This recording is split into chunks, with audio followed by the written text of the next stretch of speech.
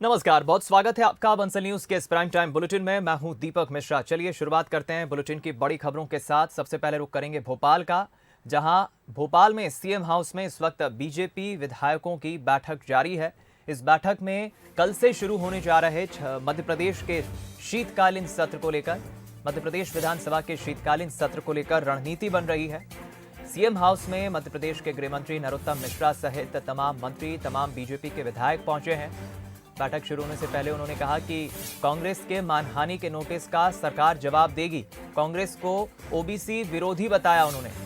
नरोत्तम मिश्रा ने आगे कहा कि विधानसभा में चर्चा से भागने की कोशिश कर रही है कांग्रेस। चर्चा के लिए कमलनाथ की तरफ से कोई सूचना नहीं मिली। सरकार हर तरह के मुद्दे पर चर्चा के लिए तैयार है।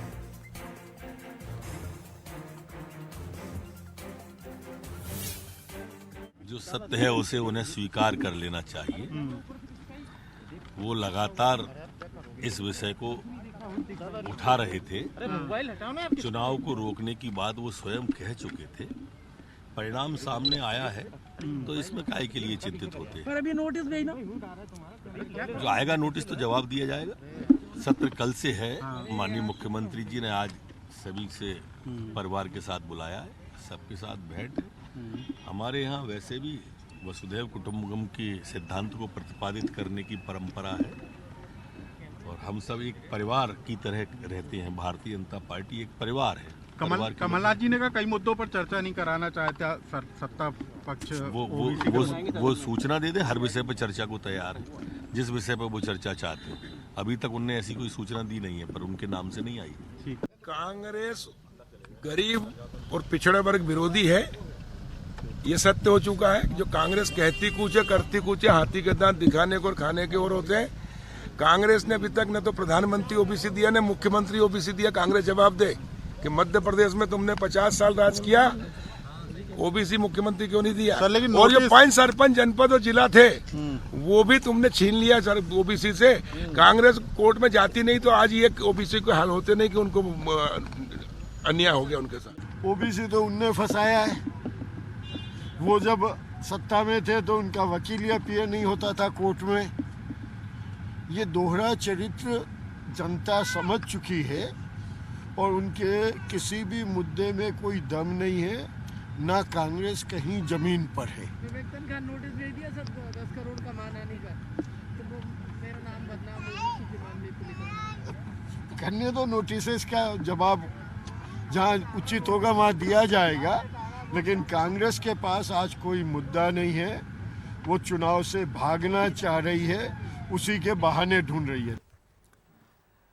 तो ये तो बात हुई बीजेपी की विधायक दल की बैठक चल रही है, लेकिन बात अब कांग्रेस की करें तो कांग्रेस विधायक दल की जो बैठक चल रही थी वो खत्म हो गई है। कल से शुरू होने जा रहे मध्य प्रदेश विधानसभा के शीतकालीन सत्र के दौरान सत्ता पक्ष को घेरने के लिए एक तरह से तैयारी कांग्रेस के विधायकों ने कमलनाथ के निवास पर की।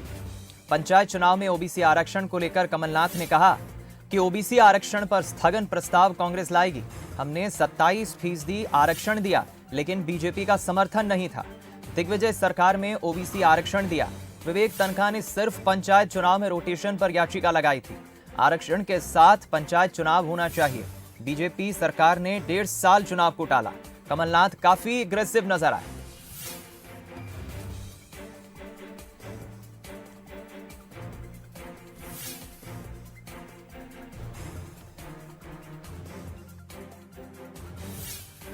वो चुनाव है, इसमें इनकी नियत साफ नहीं थी। पिछले 1.5 साल से ये चुनाव ड्यू था।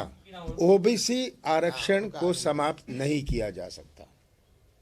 हमारी स्पष्ट फैसला ये है और हमने ही ये मामले में हम तो आरक्षण का मामला तो तय था, इसमें तो कोर्ट जाने की आवश्यकता नहीं थी। हम तो रोटेशन में गए। पर अगर इस तरह में मामला मोड़ ले रहा था, सरकार के वकील, आयोग के वकील क्यों नहीं खड़े होकर इसका विरोध किया? देखिए, हम कोटे की इस चक्कर में हम ये वोट की राजनीति नहीं करते। हम अपनी भावनाओं की राजनीति करते हैं। हमारा जो नजरिया है, दृष्टिकोण है, अगर मध्य प्रदेश में लगभग 55% ओबीसी है तो है, क्या इसका हम इनकार कर सकते हैं? देखिए, चुनाव आयोग क्या है क्या नहीं है आप सब जानते हैं, मुझे समझाने की जरूरत नहीं। देखिए, बीजेपी झूठ और गुमराह करने में माहिर है। अब क्योंकि वो सोचती है कि इनका अब साफ हो रही है इनकी क्या मंशा थी, अब फंस गए तो ये प्रचार शुरू कर दिया। मध्य प्रदेश के सीएम शिवराज सिंह चौहान रविवार को बलिया पहुंचे, जहां उन्होंने Murli Manohar town degree college के मैदान से बीजेपी की जन विश्वास यात्रा की शुरुआत की। उत्तर प्रदेश के बलिया की जनता को संबोधित करते हुए सीएम ने कहा कि मध्य प्रदेश की तरह वो बलिया और यूपी के बच्चों के भी मामा हैं। कांग्रेस और सपा पार्टी पर निशाना साधते हुए सीएम ने कहा कि जो हिंदुओं को सांप्रदायिक कहते थे वे सत्ता के लिए हिंदू हिंदू जप रहे हैं। पिछली सरकारों में यूपी में गुंडा राज था, जबकि योगी सरकार में कानून का राज है। इसके साथ ही सीएम ने जनता को संबोधित करते हुए मोदी और योगी का मतलब बताया। मोदी का मतलब एम यानी मजबूत नेतृत्व, ओ यानी ओजपूर्ण व्यक्तित्व, डी यानी दृढ़ निश्चय और आई का मतलब ईश्वर का वरदान। मोदी मतलब MODI, एम का मतलब मजबूत नेतृत्व है कि नहीं? मजबूत नेतृत्व, अरे जोर से बताओ, है कि नहीं? ओ का मतलब है ओजपूर्ण व्यक्तित्व, है कोई मोदी के मुकाबले? और डी का मतलब है दृढ़ निश्चयी, जो तय कर लेते ठान लेते वो करके दिखाते हैं, ये हम नहीं पूरी दुनिया कहती है। और आई का मतलब है ईश्वर का वरदान, नरेंद्र मोदी जो भारत का उद्धार करने आया है। आप कांग्रेस देख लीजिए, नेता कौन? पंडित जवाहरलाल नेहरू, उसके बाद इंदिरा गांधी जी, उसके बाद राजीव गांधी जी, उसके बाद राहुल गांधी, उसके बाद प्रियंका गांधी, और उसके बाद भी लाइन तैयार है। आप सभा में देख लीजिए, नेता कौन? मुलायम सिंह यादव, राम गोपाल यादव, और दूसरे चाचा क्या है? शिवपाल यादव, अखिलेश यादव, डिम्पल यादव, धर्मेंद्र यादव, और कोई पैदा नहीं हुआ। और एक तरफ भारतीय जनता पार्टी देख लो, हमारे पहले अध्यक्ष डॉक्टर श्यामा प्रसाद मुखर्जी, बताओ उनके वंश का कोई आज दिख रहा है भारतीय जनता पार्टी में? डॉक्टर मुखर्जी, पंडित दीनदयाल उपाध्याय, अटल जी, अडवाणी जी, मोदी जी, योगी जी, ये कहां से आए? जन सामान्य जनता के बीच से। प्रसिद्ध बांसुरी वादक पंडित हरि प्रसाद चौरसिया की याद में स्थापित स्वर हरि सम्मान लेने इंदौर आई फिल्म अभिनेत्री और मथुरा से बीजेपी सांसद हेमा मालिनी ने इंदौर की जमकर तारीफ की। उन्होंने कहा कि वे इंदौर की स्वच्छता का सीक्रेट जानने आई हैं। सीएम शिवराज की तारीफ करते हुए उन्होंने कहा कि मुख्यमंत्री जो बदलाव लेकर आए हैं वो बधाई के पात्र हैं। हेमा मालिनी ने कहा कि अयोध्या काशी के बाद अब मथुरा की बारी है। कृष्ण का एक भव्य मंदिर यहाँ बनना चाहिए। काशी जैसा कॉरिडोर मथुरा में भी बनना चाहिए।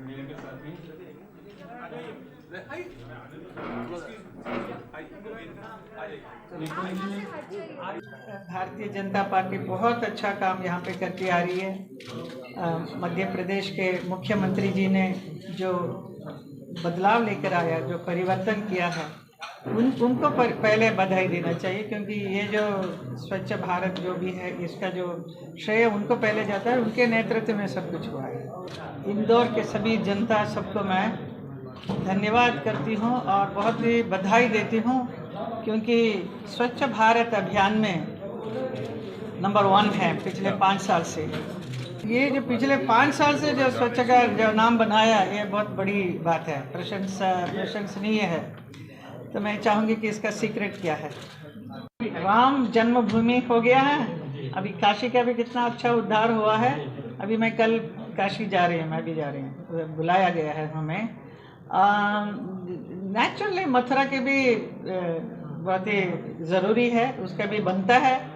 आज तक जो नहीं हुआ, काफ़ी काम हुआ है। और कृष्ण तो प्रेम और स्नेह का प्रतीक है। उनके लिए उनका जो जन्म स्थल है, उसकी मैं सांसद होने की वजह से मैं यही कहूँगी कि हमारा भी एक भव्य मंदिर होना चाहिए। हम तो चाहते हैं योगी जी हमारे मथुरा से लड़ें, वो बहुत ही बढ़िया हो जाएगा। हमारे लिए तो बहुत ही खुशी की बात होगी और सौभाग्य की बात होगी कि योगी जी मथुरा से लड़ें। बीजेपी ने गोवा विधानसभा चुनाव की तैयारी शुरू कर दी है। पीएम मोदी पणजी में मुक्ति दिवस के समारोह में शामिल हुए। डॉक्टर श्यामा प्रसाद मुखर्जी स्टेडियम में आयोजित गोवा मुक्ति दिवस समारोह में मुख्यमंत्री प्रमोद सावंत ने उनका स्वागत किया। इससे पहले प्रधानमंत्री ने आज़ाद मैदान में शहीद स्मारक पर शहीदों को श्रद्धांजलि अर्पित की। उन्होंने मीरामार बीच पर गोवा मुक्ति दिवस के अवसर पर आयोजित सेल परेड और फ्लाई पास्ट भी देखी। इसके बाद पीएम मोदी ने कई विकास परियोजनाओं का उद्घाटन और शिलान्यास किया। पीएम मोदी ने ऑपरेशन विजय के स्वतंत्रता सेनानियों को सम्मानित भी किया। बता दें आपको, यह ऑपरेशन भारतीय सशस्त्र बलों ने गोवा को पुर्तगाली शासन से मुक्ति दिलाने के लिए चलाया था। पीएम मोदी ने गोवा को 600 करोड़ के विकास कार्यों की सौगात दी।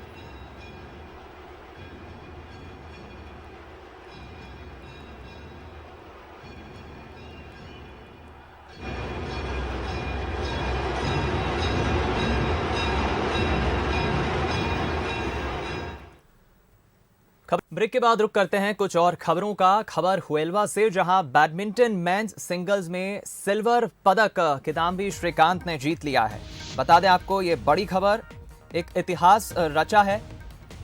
श्रीकांत ने, भारतीय पुरुष बने हैं श्रीकांत, और उन्होंने न सिर्फ इतिहास अपने नाम किया है, जो प्रदर्शन उन्होंने आज किया अपने खेल के इस मैदान में। वर्ल्ड चैंपियनशिप यहां चल रही थी, हार कर भी श्रीकांत ने इतिहास रच दिया। सिल्वर मेडल उन्होंने जीता है।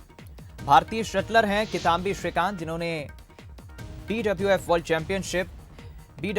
चैंपियनशिप में इतिहास रचा। उन्होंने टूर्नामेंट का सिल्वर मेडल अपने नाम किया है और ऐसा करने वाले पहले पुरुष भारतीय शटलर वो बन गए हैं। फाइनल में उन्होंने सिंगापुर के किन यू लो उनको हराया है। बैडमिंटन मेंस सिंगल्स के फाइनल मुकाबले में हराया। बता दें आपको, खिताबी मुकाबले में उनकी भिड़ंत सिंगापुर के लोह किन ये से हुई थी, जिसमें उन्हें हार का सामना करना पड़ा। लोह ने 21-15 और 22-20 से मैच अपने नाम किया।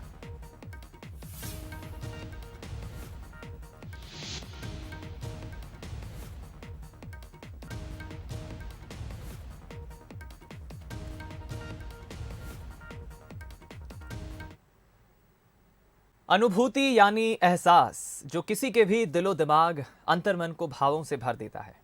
ऐसी ही एक अनुभूति है कुदरत से रिश्ता जोड़ देने की। बालाघाट से निशांत बिसेन की देखिए रिपोर्ट।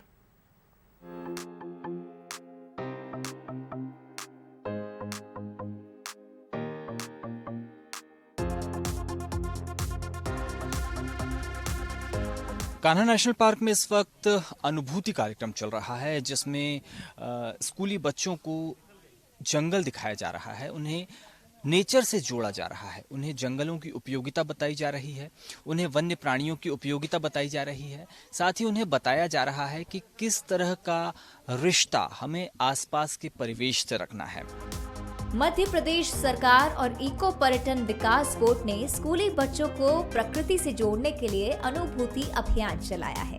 इसमें बच्चे अपने आसपास के जंगल, वन्य प्राणियों और प्राकृतिक वातावरण में समय बिताते हैं, उसे देखते हैं, निहारते हैं, सीखते हैं और ये समझ पाते हैं कि जंगल का संरक्षण कितना आवश्यक है। कान्हा नेशनल पार्क से लगे गांव के बच्चे यहाँ लगातार सफारी और दिन भर की गतिविधियों में हिस्सा लेने के लिए पहुँच रहे हैं। ऐसी ही एक सुबह 60 बच्चों के समूह के साथ हम भी प्रकृति का दीदार करने पहुँचे। बच्चों की हौसला अफजाई के लिए कान्हा के फील्ड डायरेक्टर SK सिंह भी उनके बीच पहुँचे। हमारी सरकार ने जो हमारी नई पीढ़ी है उसको पर्यावरण एवं वन संरक्षण के लिए जागृत करने का एक कार्यक्रम शुरू किया, जो पिछले 5 सालों से चल रहा है। गत वर्ष हम इसमें कोरोना के कारण कार्यक्रम नहीं हो पाया था, लेकिन हम हर साल लगभग 1.25 लाख बच्चों को इस माध्यम से, इस कार्यक्रम के माध्यम से जंगल की सैर कराते हैं, जंगल के बारे में बताते हैं, जिससे वो आने वाली पीढ़ी के लिए हमारे जो धरोहर हैं जंगल और वन्य प्राणी, उनकी सुरक्षा कर सकें। क्योंकि पर्यावरण संरक्षण में जंगलों का महत्व है और हम अगर इसको नहीं करेंगे तो हमारा मानव जीवन खतरे में पड़ जाएगा। यही संदेश देने का प्रयास हम करते हैं। कान्हा से सटे गढ़ी रेंज के ये बच्चे निकल पड़े हैं एक रोमांचक सफर पर, जहां इनके लिए जंगल सफारी का इंतजाम किया गया है। कान्हा नेशनल पार्क में बाघ, बारहसिंगा, बाइसन, हाथी और हिरणों की अलग अलग प्रजातियों के अलावा पक्षियों और वनस्पतियों को निहारने ये बच्चे चल पड़े हैं। सफारी के बाद ये बच्चे वापस मुक्की गेट पर पहुंच गए। सफारी का रोमांच इन छात्र छात्राओं के चेहरों पर साफ दिखाई दे रहा है। अब बारी है एक्टिविटीज की। यहाँ पर नेचर को समझने के लिए अलग अलग तरह की खेल प्रतियोगिताएं आयोजित की गई हैं। आप देख सकते हैं यहाँ पर बहुत ही शानदार गतिविधियाँ चल रही हैं, जिसमें सभी बच्चों के गले में कोई एनिमल है, कोई बर्ड है या कोई इंसेक्ट है, उसकी तख्ती लगी हुई है और इस तरीके से एक एक जानवर को या एक एक इंसेक्ट को रिलेट किया जा रहा है कि कौन सा एनिमल किससे जुड़ा हुआ है। जैसे अगर हम देखें तो बाघ चीतल से जुड़ा हुआ है क्योंकि वो चीतल को खाता है। एक तरीके से सारे जानवरों का रिश्ता यहाँ पर एक दूसरे से जुड़ा हुआ है और इसको दर्शाने के लिए बहुत ही आकर्षक खेल यहाँ पर सुझाया गया है, जिसमें बच्चे बहुत उत्साह ले रहे हैं। बच्चों के लिए नेशनल पार्क में भोजन की व्यवस्था भी की गई है। डिप्टी डायरेक्टर नरेश सिंह यादव व्यवस्थाओं पर पैनी नजर बनाए रहे।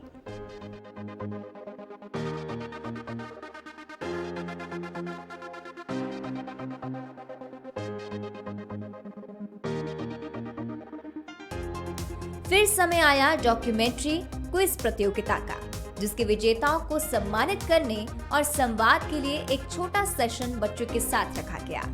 इस सेशन में बच्चों ने अपने दिन भर के अनुभव साझा किए, कुछ सीखा और कुछ संकल्प लिए। यहाँ क्विज प्रतियोगिता के विजेताओं को सम्मानित किया गया। साथ ही पार्क के अधिकारियों ने विस्तार से बच्चों से संवाद किया।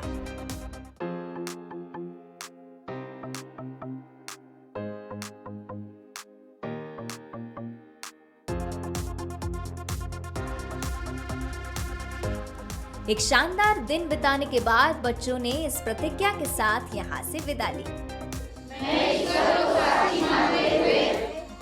निष्ठापूर्वक शपथ लेता हूँ कि मैं वनों, वन प्राणियों एवं पर्यावरण के संरक्षण हेतु मैं स्वयं अपने घर एवं खेत में वृक्ष लगाऊंगा। ब्यूरो रिपोर्ट के साथ निशांत बिसेन, बंसल न्यूज, बालाघाट। इस बुलेटिन में फिलहाल इतना ही। दीजिए इजाजत। नमस्कार।